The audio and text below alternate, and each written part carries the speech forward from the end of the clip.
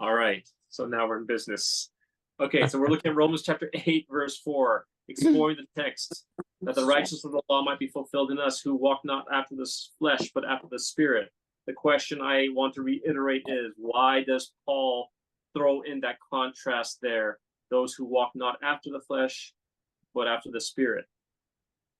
Notice his audience. His audience is definitely a Christian audience, or an audience that is aware of living a spiritual life, or that would be concerned about living a spiritual life.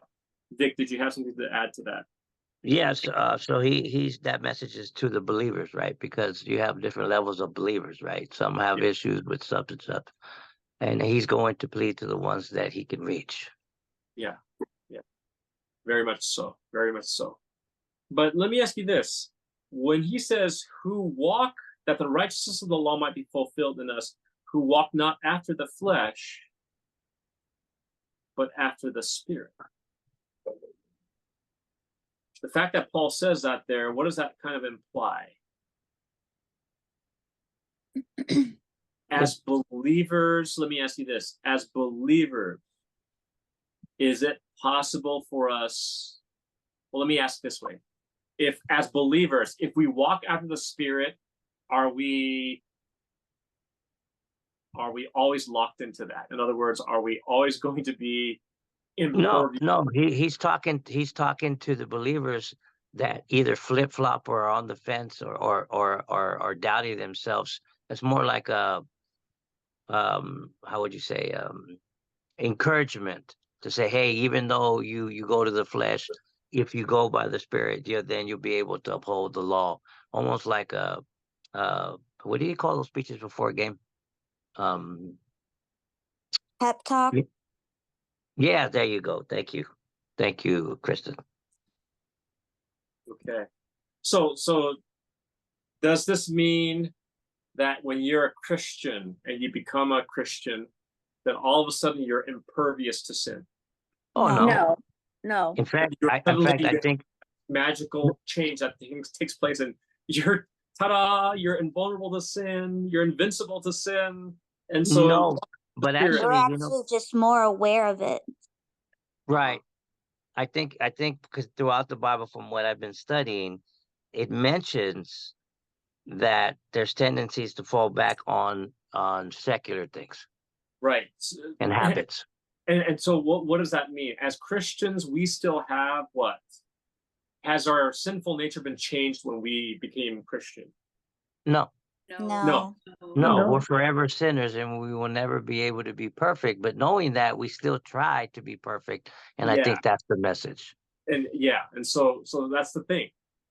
See, although we have an encounter with Jesus, we become converted, and we give our life to him. We get baptized into the church. We join the church. We're involved in the church. We want to live a life for Jesus.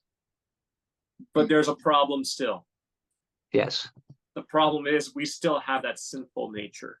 Right. Yes, To walk definitely. after the Spirit just means that that's our goal. We're walking towards that.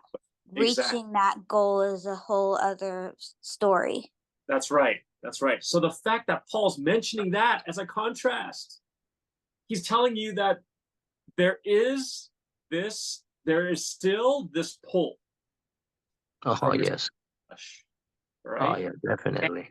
And the tendency from that pull is to make you want to go back to what you know, to walk according to the flesh. Yes. Right? And that's the tendency that we are constantly being aware of and that we have to fight against. Right?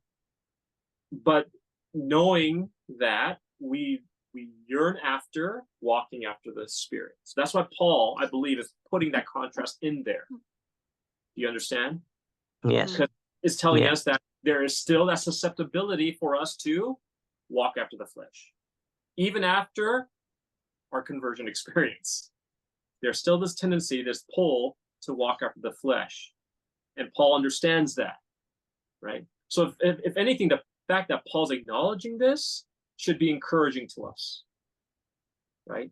It's not like saying, all of a sudden, like, I'm not a holy Joe anymore. So and so is more holier than me.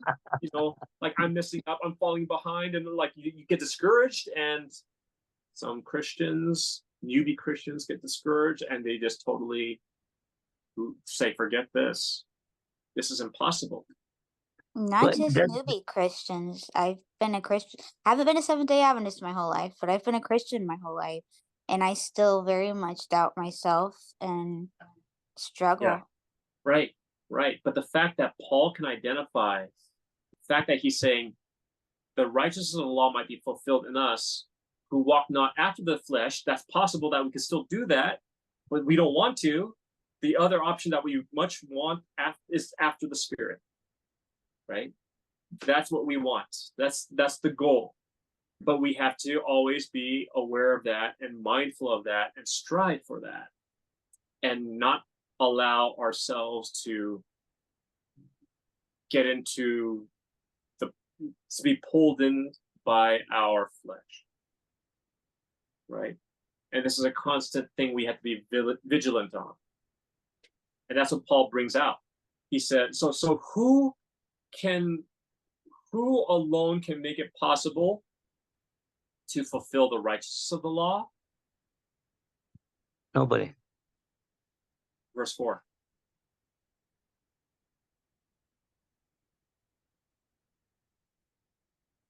Spirit. Those who walk after Those according to the law, according to the Spirit. those who walk after the Spirit, those specifically mentioned are those who are able to fulfill the righteousness of the law. Right. Yeah, Okay. but you need the Spirit to be able to do that, because if that's what you he's can't do saying. it on your, yeah, right. That's what he's saying here in verse 4. Ah. Exactly. Copy. So you and I are seeing the same thing, Vic. Very good. Paul said. Yep. Okay. So notice this. It says, who walk after the flesh, but who walk not after the flesh, but after the Spirit. Now, verse 5. Someone read verse 5. For they that are after the flesh do mind the things of the flesh, but they that are after the Spirit, the things of the Spirit. I love how Paul defines I love how Paul defines the terms that he's using. So do you see this? What does it mean? He's defining it for us. So I want you to give me the answer. What does it mean to walk after the flesh, or those who are after the flesh? The people who want to go after the flesh, the people who Okay. want the things of the flesh. Okay, give me the words of Paul. Yeah, They mind the things of the set flesh. in their minds. Okay. Set in their minds, because that's your mind goes one way and your body follows. Okay. All right. I think we're starting to lose the terms that Paul's using. Stick with the. He says they mind the things of the flesh. Okay. Before you say that, who are the two groups he mentions? They that are after the flesh and they that are after the Spirit. Let's isolate that, okay? Because we're going too fast. Number one, they that are after the flesh. Number two, they that are after the Spirit. They that after the Spirit. Okay. Now, if you jump to verse 5, you could immediately forget that. Okay. But don't forget that, because he uses those two groups, and he mentions it again. He reiterates it again, but he also defines what it means to be of one of those two groups. Are you following? Yes. Okay. So they that are after the flesh, they that are after the Spirit. Do you see those two groups mentioned again in verse 5? Yes. Yeah. Yes. Okay. So what does it say? For they that are after the flesh, they mind the things of the flesh. They mind the things of the flesh. Okay. But they that are after the Spirit, mind the things of the Spirit. They that are after the Spirit, the things of the Spirit. Okay, mind the things of the Spirit. That's right. So to mind something, does that mean to think about it? Yes. So mind, very good. So if you look at the word mind, and you do a Strong's on Blue Letter Bible, or you do a Strong's Concordance, you look at the word mind, the very word mind used here in this text. The word mind means think, to be of the same mind, or to seek one's interest. So it's So what interesting, something to do with, yeah, the cognitive thinking capacity, but also it talks about seeking one's interest. Like, what does your mind seek after? What does your mind seek after? Right? Which So tells what you type want, of, right? what was that? So like what you want, right? Yeah, something you want. Yeah, But right. also it's also like to be of the same mind. It means like you also have that same mirror type of mind of someone else, that you mimic in the way that you think or the way that you want things. Okay, so that's what mind means, right? They that are after the flesh do mind. And so when he's using this word in this text, the word mind, it kind of seems to make me think something that you're thinking about, yes, but also more so seeking something that of your own interest.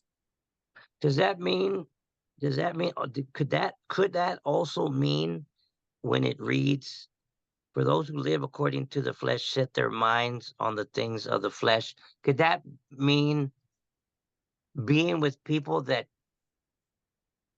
only listen to the flesh to It could be. justify what you're doing? It could be. It could be. Yeah, because it's the same word, mind, that talks about to be of the same mind as someone else. Right, So because you remember when somebody says, don't mind me, isn't that basically the same thing? Don't think about me, don't worry about me. Or I am think I? I think it's somewhat related to that. Sharon, what do you No, want to don't pay me any attention. Don't Don't mind me. mind? Yeah. Right, right. Uh-huh. Okay, So, yeah. Okay. So Really what quick, I looked in the Blue Letter Bible, and the term mind, it can sometimes mean the desire of the soul. uh-huh. Okay. Yeah, that's good. That's good. Yep. Okay. Very much what it's talking about here. Mhm. Right? And what you're mindful of, or what your soul wants, is indicative to, whether right. you're after the flesh or after the spirit. If Yeah. you're after the flesh, you're mindful of very different things than those that are after the spirit, right? It's very clear that has to be.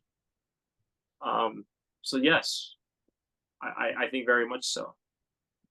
Okay, so it's interesting. What do you notice here so far? Verse 4. That the righteousness of the law might be fulfilled in us who don't walk after the flesh, but after the spirit. What does it mean to walk after the flesh and walk after the spirit? It means you are what? Either mindful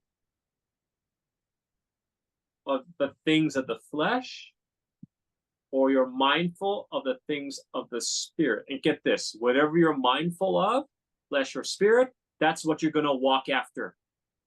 Right. Right? Doesn't that make sense? Right. So can you be mindful in the spirit for the law, but be mindful of the law with the spirit? State that again, Vic, because it sounds like circular reasoning. So I digress. okay. I get it. Thank you. I'm trying to get your reasoning, and it's a good question. I don't want to negate that, but yeah. But what we can gather from verse 4 and 5 is that they're very closely related. Yes. Right. In order for us to truly fulfill the law, the righteousness that the law requires, we must, number one, be walking after the spirit, not after the flesh. What does that mean? If you're walking after the flesh, it means you are mindful of the things of the flesh. If you're walking after the spirit, it means you're mindful of the things of the spirit. So that alone is very telling. Okay. So if you want to ask yourself, how do you know if I'm walking after the flesh or if I'm walking after the spirit? What are you mindful of? The spirit. If you desire or mind the flesh, then you're walking after the flesh. If you desire or mind the spirit, you're walking after the spirit. Right. So the question I asked earlier was more of a rhetorical question, because I just want us to think about that ourselves. Like, how do we know if we're walking according to the flesh or after the spirit? It's very telling on what your mind is focusing on, what your mind is gravitating on, what your mind is seeking after. If you're seeking after fleshly things, things that are contrary to the spirit, you are most likely walking after the flesh. You see? And if you are mindful of spiritual things and you're seeking after spiritual things, it's most likely you're walking in the spirit. As simple as that. Does that make sense?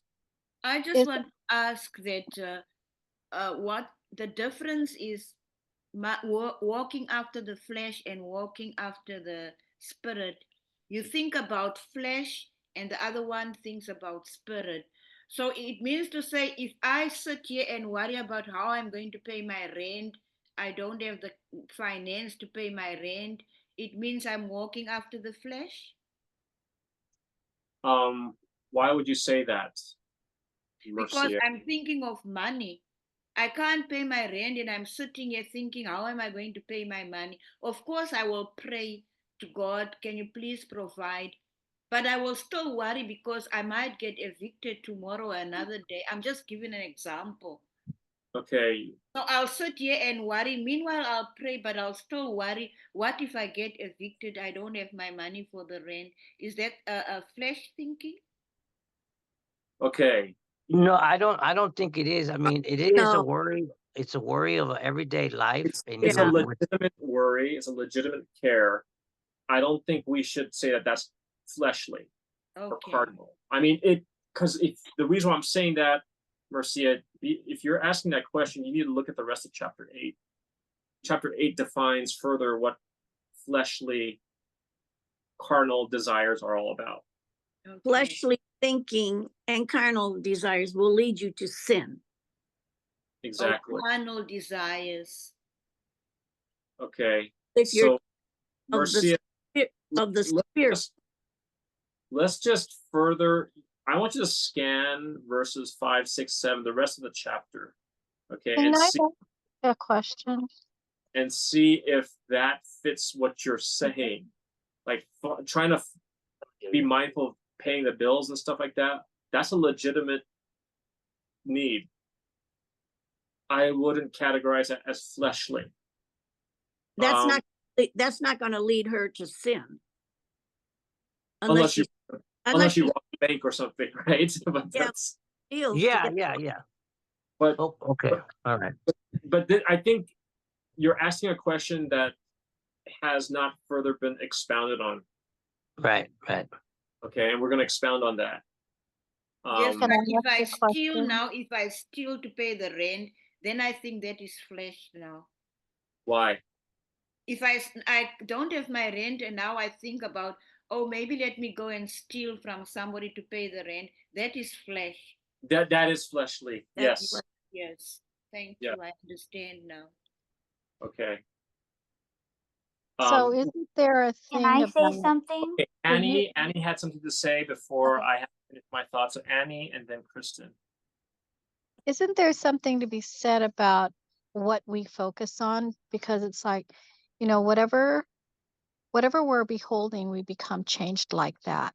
So if we're continually um thinking about something, that's what we become like. If we're trying to think of an example, but it's like if we have a problem, let's just use the example that was used. We're worried about rent. If we're continually thinking about that and worrying about it, that doesn't bring us to a place of thinking of the spirit or or thinking of God, we're like trusting him. Because when we're worrying, isn't that like, there's a verse in the Bible that says that which is not of faith is sin. But if it brings us, if we're okay, so we can't avoid problems. But if we're focused on our problems, we won't ever be focusing on our God and how great he is and how he can provide, and that our faith can be strengthened by that Sure. Ano, experience. Yeah, I hear you. nakalagay yung pangalan niya dito. Yes, thank you for No, sharing that. the name was here, surely. I know, but I didn't tell her. Yeah. Yolanda, you're unmuted, so we hear you. Okay, so Yes. I think we're kind of going off to another direction away from I what. was gonna to go fo- back to what we were talking about. Yeah. So, you know, those other things about we're deviating about paying our bills and how that leads to us worrying and how that could be sin. That's not what Paul's focusing on. Okay. So if you want to talk about that, we can discuss that. But I really want us to keep us on track here on what Paul is trying to say. Okay. Those things are valid points, but that's not what the focus is. Okay. So not to, you know, dismiss what was being shared. Very good points. But given the time we have, we only have 15 minutes. I want to just kind of cover the ground of what he really is focusing on. Okay. Kristen, you had something you wanted to share. Yes, I read verse 7, and it kind of further explains what it means to have a mind of the flesh. Okay. It's how it's not about, you know, paying your rent. It's about it says it's a carnal mind is enmity against God because it is not subject to the law of God. So if what your focus is on is against the law of God, then it's a mind of the flesh. Okay. Very good. Yeah. Let's revisit that because we haven't covered verse 6, so there's a gap. There's a gap Okay, here. But I think I used the wrong example. Okay, so when we're thinking about the flesh, so let's say if I'm tempted by some sweet dessert or whatever, the more I think about it, the more I'm going to go and get it. But if I'm turning my focus towards God and asking him for strength and believing he's going to give me strength and praying like I can do all things through Christ who gives me strength, isn't that walking in the Spirit? what does Paul say? Let's take a look at verse 6. It said, verse 5, he says, they that are after the flesh do mind the things of the flesh. Okay, so those who are after the flesh, they're mindful of the things of the flesh. They that are after the Spirit, the things of the Spirit. Okay, now what those specific things are, we're not going to take time to discuss every single one of those things. Okay, we just got to be aware of these two categories. Okay, verse 6. Okay, it says what? Someone read verse 6. To be Or to carnally do carnal- minded is death, but to be spiritually minded is life and peace. Okay, so it says to be. So what are the contrasts here in this verse? To be carnally minded and to be spiritually minded. Okay, exactly, very good. Carnally minded versus spiritually minded. I'm telling you, throughout all this chapter, there's a lot of contrasts, and you got to pay attention to these contrasts. Okay, so carnally minded and spiritually minded. Okay, so what does if you are of a carnal mind, what does that lead to according to Paul? Death. Death. Okay. If you're of a spiritual mind, what does that lead to? Life and peace. Life and peace. Okay. So this is interesting. The progression. So what's the progression so far? Okay, I want you to note this progression. Note what Paul's trying to bring out here, because what we're concerned about is what Paul's trying to communicate to us. Okay, he first talks about how the righteousness of the law might be fulfilled in us, who, number one, do not walk after the flesh, but walk after the Spirit. What does it mean to walk after the flesh and walk after the Spirit? Verse 5, it says, those who are of the flesh, who are after the flesh, think the things of the flesh. And those that are of this after the Spirit think of things of the Spirit. So in other words, those who walk after the flesh, they mind the things of the flesh, and to have such a carnal mind leads to death. Yeah. Right. Those who have who walk after the Spirit, they mind the things of the Spirit, and by minding the things of the Spirit, they are spiritually minded. That leads to life and peace. So there's a progression.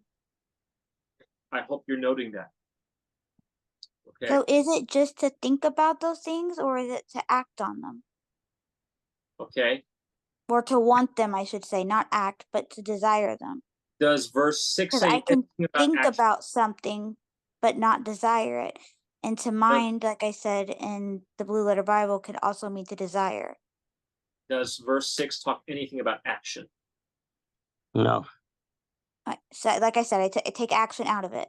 That to want it or to Okay. think about it. Well, verse 6 collectively is included with that, right? Walking after the flesh, minding the things of the flesh, and to be carnally minded is death. And that word carnally minded is also flesh mind, fleshly mind. So just thinking about things, even though you don't want them. Yes. Thinking about the things even though you don't want them. What do you mean? What I think you So- meant to say is to think So about them. something sinful that you don't want, but you think about it, that's being carnally minded? No, No, Okay. no. no, to How think are you about getting- it. How are you getting Yeah. that? Well, Yeah. because you no, I- keep saying that to mind the flesh means to think. No. You got to listen to the language. Those who are after the flesh do mind the things of the flesh. That means they are preoccupied and seeking those things in their mind. Okay. Okay. Even if you don't act upon it. Okay. So even though there's a difference between you thinking about something and you wanting to do it, rather than Mhm. versus you thinking of something but you realize that's wrong to do. Mm-hmm. Okay, Right. there's a difference there. Okay, this is clearly a difference, and Paul's telling that he's talking about the carnal mind that wants to go after those things, and you're focusing on those things. And if you continue to focus on those things, that's going to lead to death. Your carnal mind is going to lead you to death. What did Jesus say? If a man looks after a woman and lusts Yeah. after her, he has Exactly. committed adultery in her heart, and that is not fulfilling the righteousness of the law in his mind. In his Right. mind, he wants to lust after her and think about these things, about doing these things that the lust is craving him to do. That's right? carnally minded, right? That's carnal minded. Yeah. And that leads to death. Right? There's a difference between you think about bad things and you're saying, I shouldn't do that, or that's not something I want to go after. Right? Satan will plant those things in our minds. Those are called temptations. It's how we respond to those temptations that determine the outcome. Yeah. So when you're to be tempted, though, you have to in some way want that. You know, if you can't be tempted by something that you don't want at all. That's not So- true. Jesus was tempted. No, You can be tempted and resist the temptation. Kristen is right. It won't be a temptation unless it's something that your flesh craves. And the truth of the matter that Paul's bringing out is our flesh craves a lot of things that are not good. Okay, There's a lot of things that our flesh craves that is not good. But the question is, are we going to go after that and allow our flesh to dictate what we go after? Or are we going to go after the Spirit and allow the Spirit to dictate what we go after? Yes. Simple. Okay. As simple as that. And what you decide to dictate what you go after can lead to one of these two outcomes: death or life and peace. Because you're being driven by the flesh or by the Spirit. Right, right. But it's not going to happen overnight. You know, you are going to get tempted. You are going to have those thoughts. And then the important thing is, you at that instance, you make it, you're like, no. Okay, moving on. Yeah. And then the next time you remember what you feel, what you got, and you try to anticipate it, and you use the tools that you've learned, and you'll get there eventually. But we're not perfect. And we have to allow us to be human, and we have to allow God to be God. We can't, yes. Okay. So it says, to be carnally minded is death. To be spiritually minded is life and peace. Okay. So, question for you, based on verse 7, why will the carnal mind lead to death?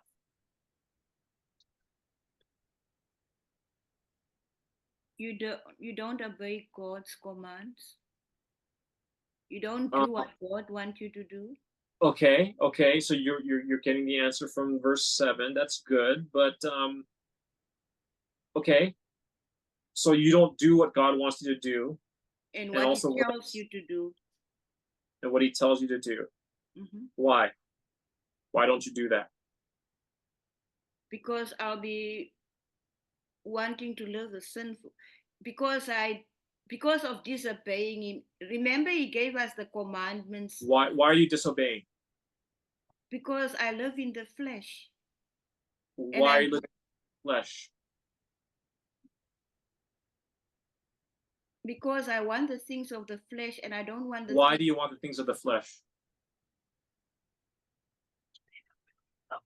Oh, I'm stuck now. Sometimes they're pleasurable. I'm trying to get you to give me the answer from the text. You guys are giving me different answers. Marcia, you're on the right track, but I'm trying to get you to give me the answer that Paul gives. The best answer is from the Bible. It separates you from God. The best answer is what Paul says. Right. So enmity against God. Okay, so my question was what? Why will the carnal mind lead to death?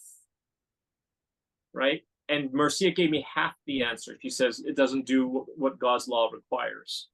That's part of it. But what does Paul mention first and foremost? Come on, Because guys. What does it say? The carnal mind is what?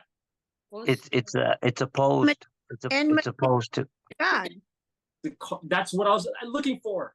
Yeah. The carnal mind is enmity against God. Yeah. Okay. So why will the carnal mind lead to death? Is because your carnal mind is at enmity with God. What does enmity mean? Says the state of being actively opposed or hostile to something or someone. Exactly. In other words, in a nutshell, enmity means hatred. Yes. It means hatred towards God. Wow. Okay. So what leads to your downfall is your hatred towards God. Why do you have a hatred towards God? Because you have a carnal mind. And why do you have a carnal mind? Because you mind the things of the flesh. Why do you mind the things of the flesh? Because you walk after the flesh. You see? Yes. It's all one interwoven package. Oh, man. Right. I mean, he's expounding on it. He's telling us what it really looks like to walk after the Spirit. It's like What was that? It's like a domino effect. Exactly. Exactly. It's a chain. Yes. He's progressively building a bigger, broader, fuller picture of what it means and what it leads to if you walk according to the flesh. Right? You walk according to the flesh, you mind and go after the things of the flesh. And when you have such a mind, it leads to death. Why do you have such a mind? Because you hate God. And to hate God is to hate the commandments, right? Exactly. Yeah, exactly. And that's why, verse 7, for it is not subject to the law of God, neither can it be. Right? So your carnal mind is opposed to God, but is also opposed to his commandments, Vic. Very good. Very good. Okay. So, as Christians, we may say, I don't oppose God. I'm a Seventh-day Adventist. I value the commandments. Oh, yeah? Do you really? Do you really? And I'm speaking to myself too. Right? Of course. We may not know ourselves as well as we'd like. Because although we say one thing, our mind goes after something else. Even it could be overtly or it could be subconsciously. That's why the psalmist tells God, search me and try me, O God.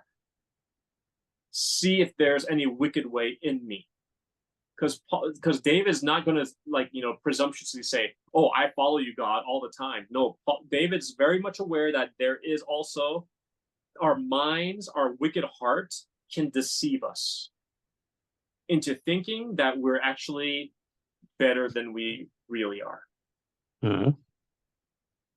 And when we think better than we really are, when we still are harboring a carnal mind, we're still mindful after fleshly things, but we're not aware of it, that is very dangerous. Mhm. We may think that we're going after the spirit, but we're not going after the spirit. We're actually going after the flesh. There's only one of those two. And the most dangerous thing is if you think you're walking or after the spirit, but you're really walking after the flesh. You got to be very careful. We got to be very careful. Because, am I saying this? No, Jeremiah 17 is telling us this. Jeremiah 17 says, the heart is deceitful above all things and desperately wicked. Who can know it? Mhm. We don't even know ourselves. We don't know to what capacity, how evil we really are. And that's why we need to be honest with ourselves. Hey, I have a sinful nature. I have a fallen nature. I have a wicked, deceitful heart that even deceives me. Woe is me, Lord, help me. Lord, I need you. Search me, try me, see if there's any wicked way in me. Lord, only you could see the blind spots in my life. You need to show it to me. Do you pray like that? When was the last time you prayed like that? Yeah. Because honestly, I don't know about you, but this is something that I've encountered that's a problem. What I've encountered is when I pray, there's supposed to be an aspect in my prayer for confession. But I have nothing to confess because I can't think of anything. I didn't steal anything. I didn't, curse or swear. You think these little superficial things constitute you being all right with God, but in actuality, there's a more underlying complexity to who you really are underneath that you are not aware of. And we don't pray, Lord, like the psalmist, search me and try me, O God, see if there's any wicked way in me, and lead me on the path, the life everlasting. David knew what he was talking about when he's praying that prayer. He knows who he is when he's praying that prayer. And so that's why it's important to study chapters like this, Romans chapter 8, because we are all of that nature, right? Oh, yeah. So the carnal mind is enmity, hatred against God. It's not subject to the law of God, neither indeed can it be. In verse 8, it says, so then they that are in the flesh cannot what? Please Please God. God. Not please God. That is clear. Emphatic statement. They that are in the flesh cannot please God. This is the conclusion. If you're in the flesh, if you're walking after the flesh, if you're seeking after the things of the flesh, if you're mindful of the things of the flesh, if you are carnally minded, that leads to death. But furthermore, it shows it's death because you hate the source of life, God himself. You hate his commandments, which leads to eternal life if we keep them, not in our own strength, but through the Holy Spirit working in and through us. But we don't have such an experience. And if we don't have such an experience, we cannot please God because we are of the flesh.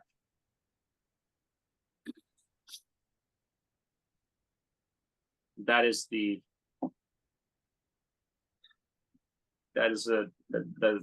sad reality. And we're out of time. I don't want to end there, but we're out of time.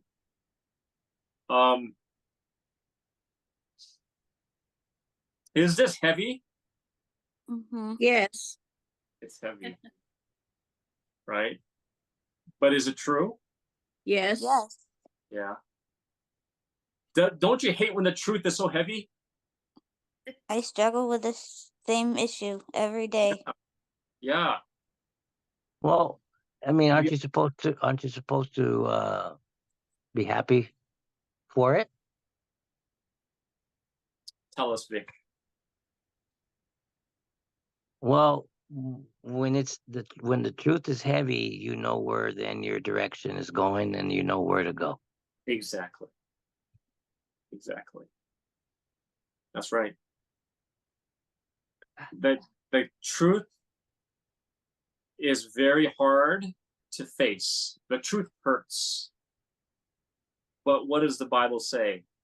You will know the truth, and the truth shall set you free.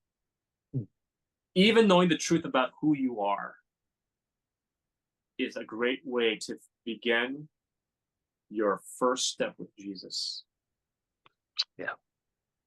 Another pastor told me once when I was a teenager, because I told her that I was worried because I would give in to sin.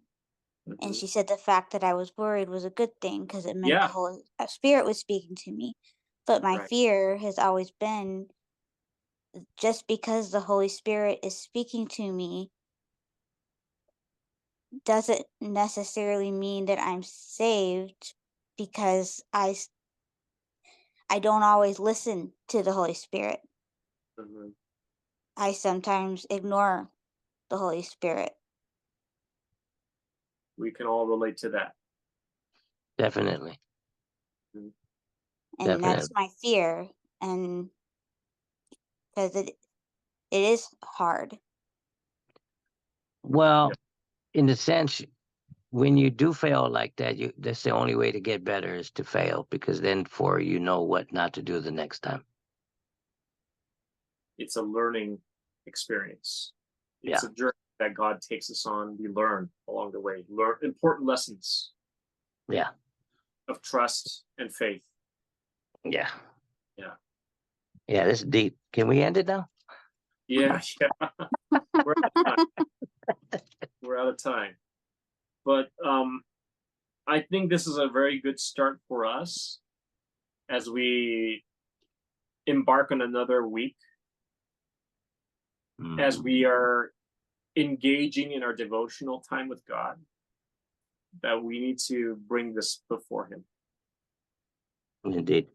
And say, Lord, you know, I'm reading this stuff. This is really like the truth is just staring me straight in the face as I'm reading this. And I know that this is what I'm struggling with. And I know I have a carnal mind. I know I have a tendency to go after fleshly things. I have a carnal mind that will lead to death. I walk after the flesh, not after the spirit. And Father, I want to fulfill the righteousness of your law. But unless this is addressed, that can't be possible. So Lord, please do that work in me, whatever's necessary. Overhaul my life, whatever is needed. Make me receptive to whatever it is that you want me to do. When you pray a prayer like that, that's an honest prayer, and God's going to answer that prayer. And that's the kind of prayer that God takes note of, especially because he sees that the heart's opening up, the Mhm. heart is aware and grieving about sin, right? And it's difficult being human. Yeah, and God understands that. Jesus understands that, right? And that's why he's given us the means to through the Spirit to live a life of victory and overcoming. But we cannot live a life of victory and overcoming. We cannot live a life of life and peace unless we understand this about ourselves and allow God to do that. Once we understand who we are and how much we need God, then our heart opens up to do that, to begin that work in us. And we have to cooperate with him every step of the way. So with that being said, we'll pick this up next time, because although it ends in a way that's kind of like, oh man, it's very vague that are in the flesh can't please God. But verse 9 and so on, you'll see something very promising. So we'll park it for now.